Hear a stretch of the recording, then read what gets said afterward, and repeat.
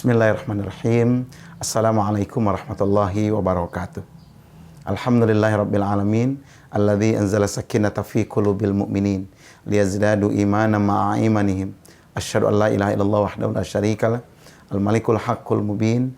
Asyhadu anna Muhammadan abduhu wa rasuluh shadiqul wa'dil amin. Allahumma shalli wa sallim ala sayyidina Muhammadin wa ala alihi wa ashabihi wa man tabi'ahu bi ihsanin ila yaumiddin. Amma ba'd. Sahabat Ramadan, puji syukur kehadirat Allah, kita diberikan kemudahan-kemudahan untuk istiqomah mengisi Ramadan ini dengan amal-amal terbaik kita. Salawat dan salam semoga Allah limpahkan pada tauladan terbaik kita, kedua utama kita, Nabi besar Muhammad sallallahu alaihi wasallam. Semoga juga terlimpah pada keluarganya, sahabatnya, dan insyaallah kepada kita semua selaku umatnya. Sahabat Ramadan, dulu di akhir zaman tabi'in ada seorang pemuda yang tampan dan gagah. Namanya adalah Thabit bin Zuta. Dia hidup di Kufah, Irak. Satu saat dalam keadaan lapar dan haus, dia bermain ke sebuah sungai yang bening sekali airnya. Tiba-tiba dia melihat ada sebuah apel yang hanyut. Ada buah apel yang hanyut. Dengan sigap, Thabit bin Zuta mengambil buah itu. Tanpa berpikir panjang, dia mengucapkan basmalah dan menggigit buah apel itu. Begitu segarnya, begitu manisnya.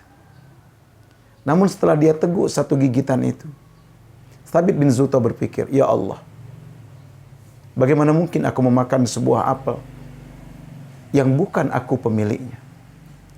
Apel ini tidak mungkin keluar dari langit, turun dari langit, tidak mungkin.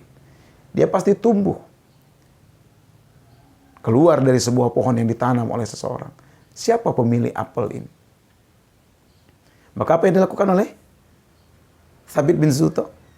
Dia mencari pohon apel yang dia pungut itu. Jauh dia berjalan menyusuri sungai. Dia yakin dia akan bertemu dengan pohon apel itu. Setelah begitu lama dia menyusuri sungai, dia melihat ada beberapa pohon apel yang dahannya menjulur ke sungai. Gitu. Ada seorang yang sedang merawat kebun itu. Pemuda tampan ini pun berpikir, pasti ini pemilik kebun itu. Maka dia mengucapkan salam. Wahai Tuan, apakah apel yang kau tanam ini sama dengan apel yang kau makan ini? Ya betul, satu jenis. Maukah engkau mengikhlaskan apel yang sudah aku makan ini? Aku menemukan sebuah apel yang hanyut di sungai. Ku makan satu gigitan. Maukah engkau mengikhlaskannya untukku? Kata laki-laki itu, tidak mungkin aku bisa mengikhlaskannya. Karena kebun ini bukan milikku. Aku hanya pekerja di kebun ini. Pemiliknya cukup jauh dari sini, kurang lebih 5 mil. Kalau kita di Indonesia kurang lebih 8 kilometer. Ditunjukkan arah rumahnya. Maka Thabit bin Zuta pun bergegas berjalan menuju rumah pemilik apel itu. Setelah 8 kilometer berjalan, dia melihat ada sebuah rumah. Dia ketuk rumah itu. Keluarlah laki-laki yang agak sepuh. Tanpa berkata basa-basi, Thabit bin Zuta pun berkata, Tuan, maukah Tuan mengikhlaskan satu gigitan apel yang sudah kumakan ini? Apel ini hanyut di sungai. Ku ambil, lalu ku makan. Aku risau, Tuan. Karena aku tidak tahu siapa pemilik apel ini. Setelah aku menemukan seorang pekerja di kebun, dia mengatakan, engkaulah pemilik kebun apel yang dahannya menjuntai ke sungai itu. Maukah mengikhlaskannya untukku? Pemilik kebun itu terdiam. Lama dia terdiam. Hati Thabit bin Zuta berdegup kencang. Mungkinkah si bapak ini akan mengikhlaskan buah apel yang sudah terlanjur dia makan? Tiba-tiba pemilik kebun itu berkata, tidak. Aku tidak akan memaafkanmu. Aku tidak rela terhadap apa yang sudah engkau makan dari milikku. Betapa kagetnya Thabit bin Zuta. Dia tidak menyangka kalau laki-laki yang tampak soleh itu tidak mengikhlaskan hanya satu gigitan apel yang dia temukan. Dengan gugup, Thabit bin Zuta berkata, Tuan, apa yang harus kulakukan biar engkau mengikhlaskan apa yang sudah kumakan? Apa jawaban laki pemilik kebun itu? Kau akan kumaafkan jika engkau mampu memenuhi syarat yang kuberikan. Katakanlah syaratnya. Apapun syaratnya akan ku penuhi. Benarkah janjimu? Iya, aku berjanji. Aku akan memenuhi semua syarat, yang penting kau mengikhlaskan satu gigitan apel yang sudah aku makan itu. Baik, kau harus menikah dengan anak gadisku. Thabit bin Zuto berkata, ini bukan hukuman, jangan bermain-main denganku. Tidak, aku serius. Bukankah menikah itu sebuah anugerah, kata Zaid bin Zuto. Kau tidak tahu anak muda. Wanita yang harus engkau nikahi, putriku yang harus engkau nikahi itu adalah seorang wanita yang buta, tuli, dan lumpuh. Apakah kau bersedia? Gugup Thabit bin Zuto. Ya Allah, musibah apa ini? Satu gigitan apel menyebabkan aku yang tampan dan gagah ini harus menikah dengan seorang wanita yang buta, tuli, dan lumpuh. Tetapi karena ingin mendapatkan keikhlasan, Thabit bin Zuto pun menganggukkan kepala. Terjadilah pernikahan saat itu juga. Dia disuruh pulang. Temuilah putriku, istrimu itu, nanti ba'da isya ke sini. Tidak keruan bagaimana pikiran Thabit bin Zuto. Dia benar-benar tidak menyangka kalau gigitan buah apel itu menyebabkan musibah sebesar itu. Ba'da isya dia pun menemui istrinya. Dia masuk ke kamar istrinya. Dengan suara yang parau dia mengucapkan salam, Assalamualaikum. Di luar dugaan Thabit bin Zuto, ternyata terdengar suara merdu seorang wanita dari dalam kamar. Waalaikumsalam warahmatullah. Masuklah wahai imamku. Heran Zaid bin Zuto. Wahai fulana, engkau bisa berbicara? Aku memang bisa berbicara, kata wanita ini sambil tersenyum. Tampak wajahnya cantik jelita.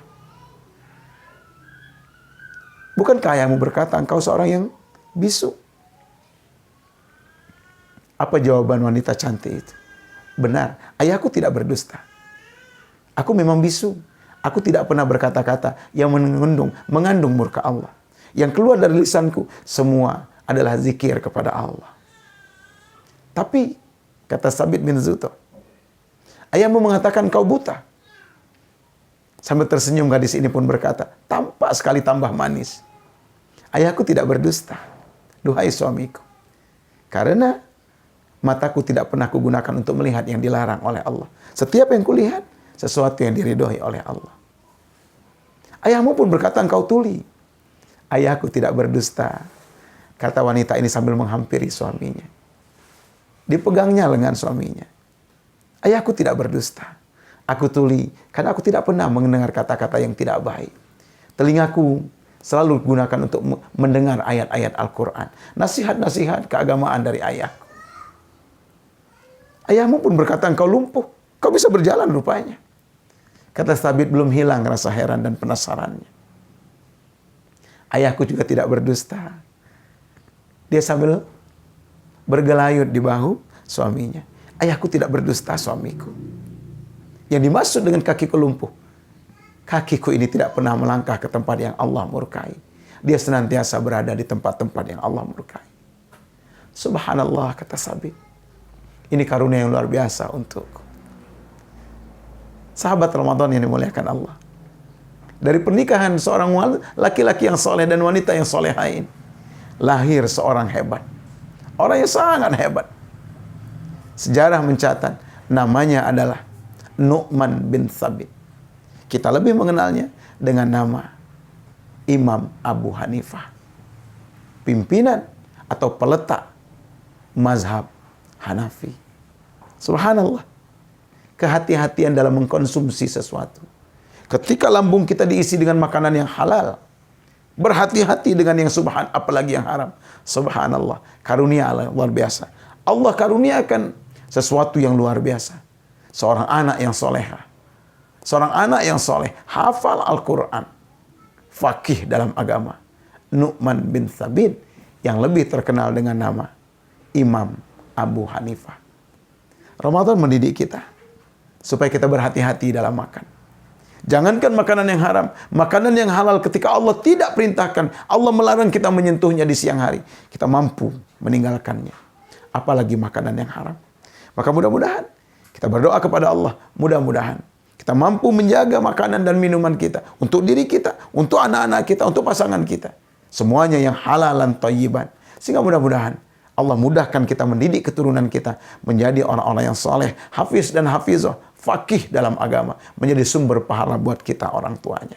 Mudah-mudahan Ramadan ini benar-benar menghantarkan kita kepada kehati-hatian dalam makan dan minum, sehingga Allah anugerahkan kepada kita anugerah yang besar itu. Selamat berbuka sahabat Ramadan. Wassalamualaikum warahmatullahi wabarakatuh. Assalamualaikum warahmatullahi wabarakatuh. Setelah sebulan penuh kita berpuasa, menahan hawa nafsu lapar dan dahaga Dengan penuh hikmat dan menghidupkan malam. tidak lupa tilawah dan murojaah. Saatnya meraih kemenangan dan berlebaran. Kami keluarga besar PPTI Putri Dewan Dakwah Lampung mengucapkan selamat Hari Raya Idul Fitri 1443 Hijriah. Taqabbalallahu minna wa minkum siyamana wa siyamakum. Kami